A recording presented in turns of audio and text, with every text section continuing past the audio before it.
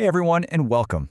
Today, we're going to dive into a pretty big idea, one that might just flip the way you see everything and everyone around you. This is all about a personal journey, a shift in perspective that shows us the goal isn't to fix the world, but to transform ourselves.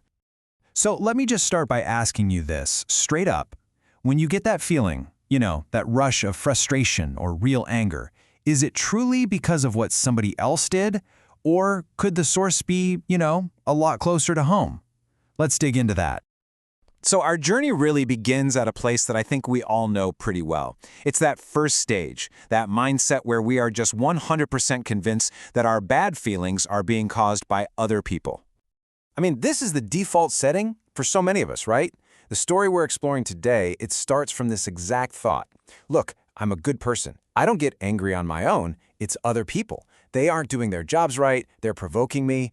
And, it's a comforting thought because it keeps all the blame neatly outside of ourselves. And this slide, right here, this is the whole game. It's about that massive shift, moving from the column on the left to the one on the right. You stop pointing the finger and saying it's their fault, and you start looking inward and realizing, wait a minute, the anger is in me, so the change has to start with me. That's the first and honestly the hardest step. So how does somebody even make a leap like that? It's not like you just wake up one morning and poof, you're different. It's usually sparked by something, new ideas, new knowledge that starts to poke holes in those old, comfortable beliefs. In this particular journey, that change was really fueled by some deep study and reflection. By digging into these foundational spiritual texts like the Bhagavad Gita and the Bhagavatam, a whole new way of seeing things started to open up. And this path of learning, well, it led to a major breakthrough. And here was the key insight. Think about it like this. An event doesn't create anger and then inject it into you. Nope, it just acts like a light switch. It flips on the anger that was already there, just lying dormant inside you.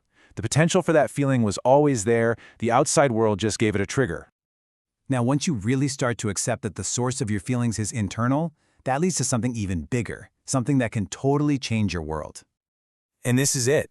This is the heart of the whole thing. The idea that this world, as it was created, is perfect. The problem isn't a flawed world filled with flawed people. The problem is our flawed perception. We're looking at a perfect creation, but we're doing it through imperfect eyes.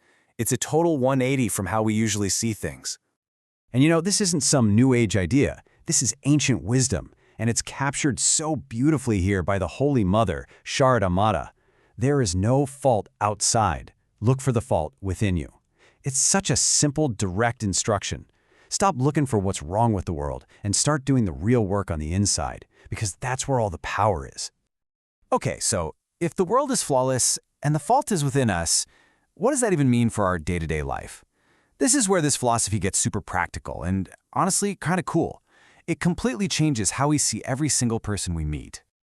This leads to this incredible way of thinking. Every single person who comes into your life is actually a guru, a teacher in disguise. They've shown up for a very specific reason.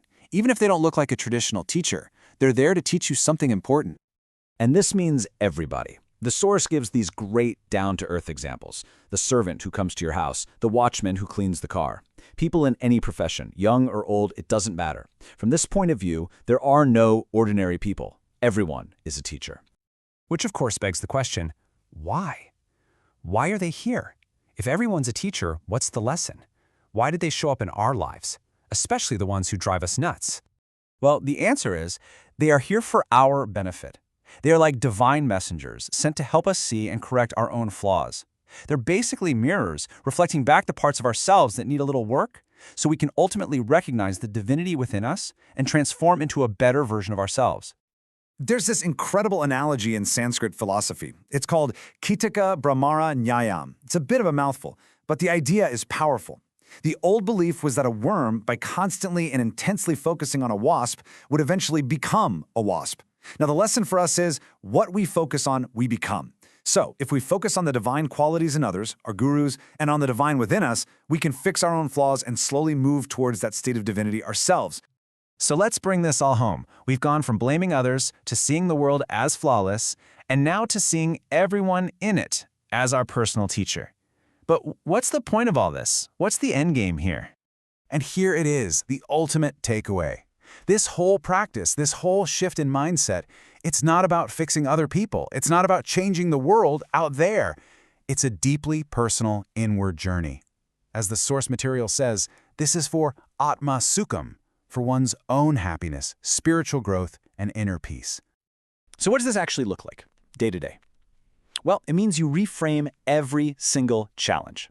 Instead of the old view, this person is making me so angry, the new view becomes, okay, interesting. This person is my guru. They've shown up in my life right now to teach me a lesson in patience. You see how that immediately puts the power back in your hands? The frustration becomes an opportunity. And so that's what I want to leave you with. The next time someone or something really gets under your skin, before you react, just pause for a second and ask yourself this one question. If this person is a teacher in disguise, what's the lesson they've come to teach me? The answer might just be the key to your own peace.